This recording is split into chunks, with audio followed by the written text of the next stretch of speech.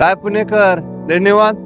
अरे या शहराची शांतता, हा निवांतपणा जरा मनामध्ये साठवून घेण्याचा प्रयत्न करतोय। कारण दिवाळीचे 2-4 दिवस सोडले तर परत ही शांतता वर्षभर अनुभवायला मिळत नाही। म्हणजे काय म्हणायचं तुम्हाला?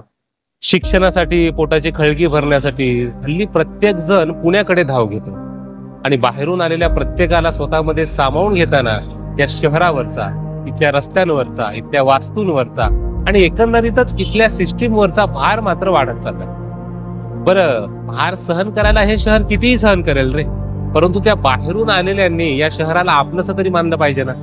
पण नाही, त्यांचा जीव असतो त्यांच्या मूळ गावी। हे शहर त्यांच्यासाठी फक्त एक उत्पन्नाचं ठिकाण असतं।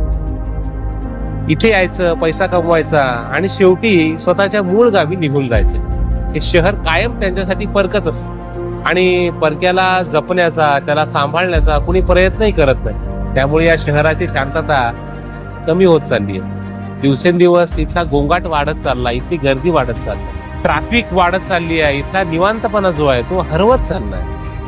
त्यामुळे ज्यांचा जन्म या शहरात झालाय ना, ज्यांचं बालपण या ठिकाणी गेले, ज्यांची नाळ या शहरासोबत जोडली गेलेली आहे, हा सर्व गोंगाट, ट्रॅफिक, ही अशांतता बघून त्यांचा मनस्ताप होतोय, त्यांची चिडचिड होते आणि साहजिकच आहे ना।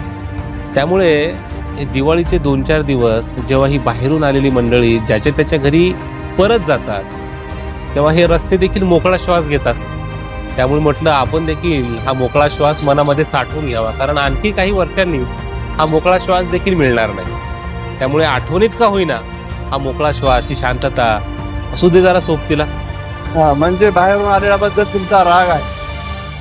नाही रे, राग येण्यासाठी किंवा त्यांना विरोध करण्यासाठी इतक्या होत्या मनाचं हे शहर किंवा या शहरातली माणसं देखील नाही। बाहेरून आलेल्या प्रत्येकाचं या शहरामध्ये कायम स्वागतच आहे।